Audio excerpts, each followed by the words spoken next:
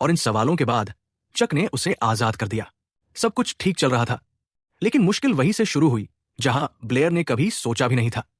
अचानक उसका शरीर हिल ही नहीं पाया।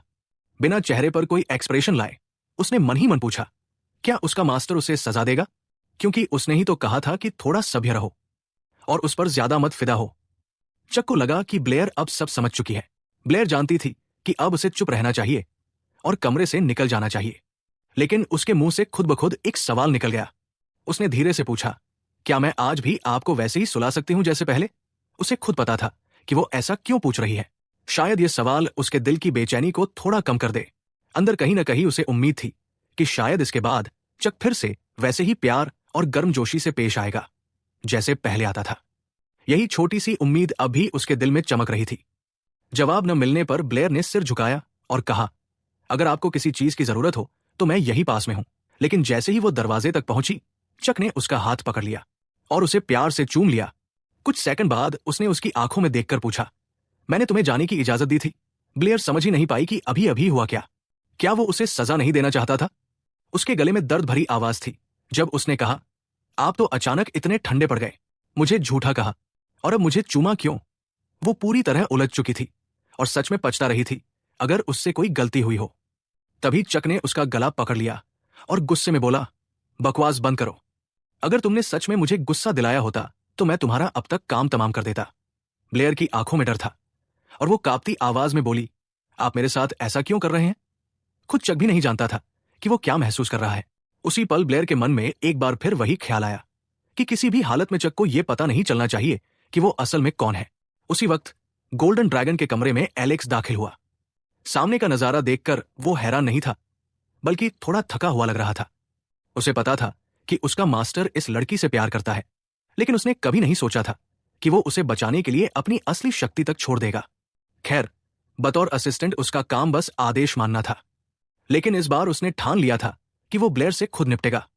ब्लेयर दोबारा जागी, उसी कमरे में जो अब उसे बहुत जाना पहचाना लगने लगा था। सामने मिस्टर एलेक्स खड़े थे। वो चौंक गई और जल्दी जल्दी बोलने लगी, मिस्टर चक सो नहीं पा रहे थे। मैं बस उनके सोने का इंतजार कर रही थी, लेकिन जो हुआ वो बस हो गया। एलेक्स ने शांत चेहरा रखते हुए कहा, तुम जा सकती हो। और पलक झपकते ही ब्लेयर वहां से गायब हो गई। जैसे ही वो दरवाजे से बाहर गई, चक अचानक जाग उठा। उसने गुस्से में कहा, मेरी इजाजत के बिना कभी मेरे कमरे में मत आना। एलेक्स ने सिर झुकाया और माफी मांगी, लेकिन फिर भी हिम्मत जुटाकर पूछा, गोल्डन ड्रैगन ने अपनी असली शक्ति छोड़ने का फैसला क्यों किया? चक ने बस ठंडे लहजे में कहा, ऐसा ही होना चाहिए था। इस जवाब ने ब्लैक ड्रैगन को अंदर तक हिला दिया। वो गुस्से में चिल्ला उठा, मैं तुम्हारे लिए उस हरी बालों वाली लड़की से कहीं बेहतर कोई और ढूंढ सकता हूं। बस एक हुक्म दो, सब हो जाएगा। लेकिन गोल्डन ड्रैगन को किसी और की जरूरत नहीं थी। उसे बहुत अच्छे से पता था कि ब्लेयर ही उसके लिए सही है। इस पूरी दुनिया में कोई और दवा नहीं जो उसकी बेचैनी, उसकी नींद की बीमारी को ठीक कर सके। एलेक्स ने सोचा कि शायद उसका मास्टर खुद भी नहीं जानता कि वो क्या महसूस कर रहा है।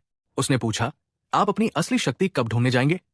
चक ने जवाब दिया कि वो तब जाएगा जब महल के सारे काम निपट जाएंगे और ठीक उसी वक्त राज्याभिषेक का समारोह भी होगा। लेकिन गोल्डन ड्रैगन खुद नहीं समझ पा रहा था कि उसके साथ क्या हो रहा है। उसका दिल इतनी तेज क्यों धड़क रहा है? आधी रात को चक अचानक नींद से उठा और उसे एहसास हुआ ये सब झूठ था। वो सोचता रहा कि शायद वो सपना देख रहा है, लेकिन नहीं, उसका अपना ज़मीर उससे बात कर रहा था।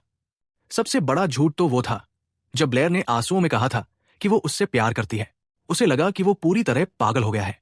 दिल अजीब सा दर्द कर रहा था, जैसे वो सच में चाहता हो कि वो हरी बालों वाली लड़की उससे प्यार करे।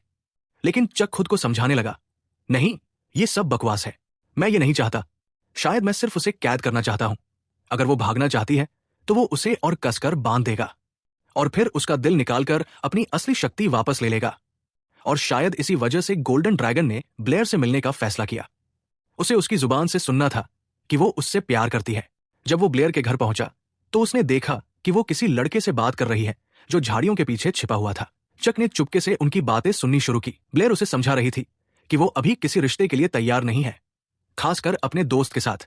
लेकिन वो लड़का एरिक बार बार कह रहा था कि एक बार फिर सोचो। उसने कहा, अगर तुम अब भी मना कर दो तो मैं फिर कभी तुम्हें परेशान नहीं करूंगा, लेकिन मैं सच में तुमसे बहुत प्यार करता हूं। उसी पल चक ने अपनी आंखों से देखा, ब्लेयर किसी और को अपने दिल की बात बता रही थी।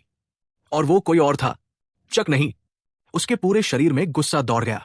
वो ये बर्दाश्त नहीं कर सकता था, चाहे पूरी दुनिया क्यों न जल जाए, चक इन दोनों को कभी साथ नहीं होने देगा।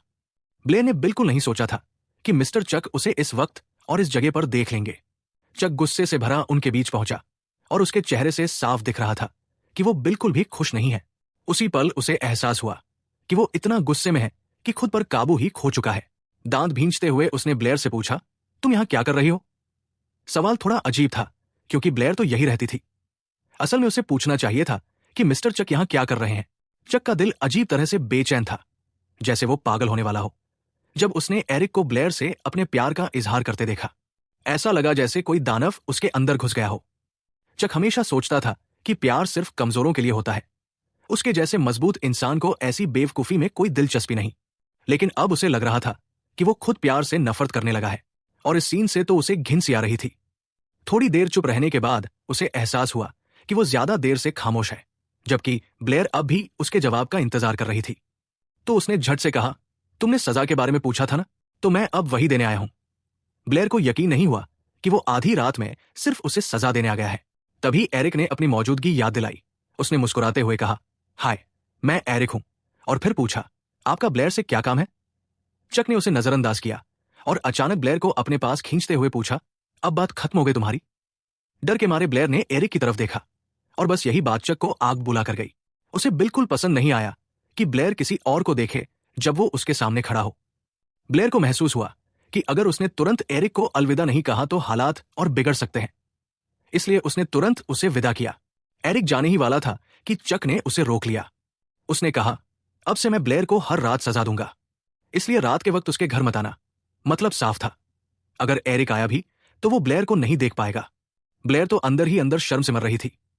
पहले एरिक का प्यार का इजहार और फिर चक का अचानक आ जाना। चक ने ठंडे लहजे में पूछा, तो ये लड़का तुम्हारा दोस्त है, सही समझा मैं? जवाब मिलने से पहले ही वो बोला, ये एरिक तो आखिरी स्टेज की बकवास बीमारी में है। पहले तुम्हें बच्चा देगा, फिर तुम्हें काम करवाएगा और ऊपर से धोखा भी देगा। ब्लेयर तुरंत सफाई देने लगी, नहीं, मेरा एरिक से ऐसा कुछ मतलब नहीं, वो तो बस मेरा दोस्त है। चक ने शक भरी आवाज में कहा, और अभी उसे दोस्त मानते हो जब तुम्हें पता है कि वो तुमसे प्यार करता है? ब्लेयर चुप रह गई। उसे कभी किसी ने प्यार का इजहार नहीं किया था। उसे समझ नहीं आया क्या कहे। आखिरकार उसने बस इतना कहा, मैं तो आपसे प्यार करती हूं। लेकिन चक ने उसे बीच में रोकते हुए कहा, उस बारे में बात मत करो। चक ने ब्लेयर से कहा कि वो एरिक से ना तो दोस्ती रखे और ना ही उससे डेट करे, क्योंकि इसका कोई मतलब ही नहीं है। गोल्डन ड्रैगन को दूसरों से कोई फर्क नहीं पड़ता था, लेकिन उसके लोगों को ऐसे बेकार इंसानों से दूर रहना चाहिए। ब्लेयर एक पल को जम सी गई। उसने सच में सुना था? उसने उसे अपनी इंसान कहा था? क्या वो सच में उसके लिए कुछ मायने रखती है? चक ने फिर समझाया कि वो बस एक एक्सेप्शन है। आमतौर पर उसे किसी से कोई फर्क नहीं पड़ता, लेकिन ब्लेयर के लिए उसने तो यहां तक कह दिया कि वो उसे प्यार भी कर सकती है। ब्लेयर को समझ नहीं आया कि वो दूसरों से प्यार करने से मना क्यों कर रहा है, लेकिन खुद से प्यार करने की इजाजत दे रहा है। एक पल को तो उसे लगा कि शायद चक खुद उससे प्यार करने लगा है, पर फिर उसने तुरंत उस सोच को झटक दिया। आखिर वो जानती थी कि चक कितना घमंडी है। अगर उसने जरा भी ये जताया कि उसे ऐसा लगा तो वो उसे जान से मार देगा। खैर, अब गोल्डन ड्रैगन अपनी सजा शुरू करने वाला था। ब्लेयर ने प्यारे से कहा, सर, मैं बहुत नाजुक लड़की हूं। अगर आपने मुझे ज्यादा जोर से मारा तो मैं आपके लिए मसाज नहीं कर पाऊंगी। चक को समझ नहीं आया कि उसने क्यों सोच लिया कि वो उसे मारेगा।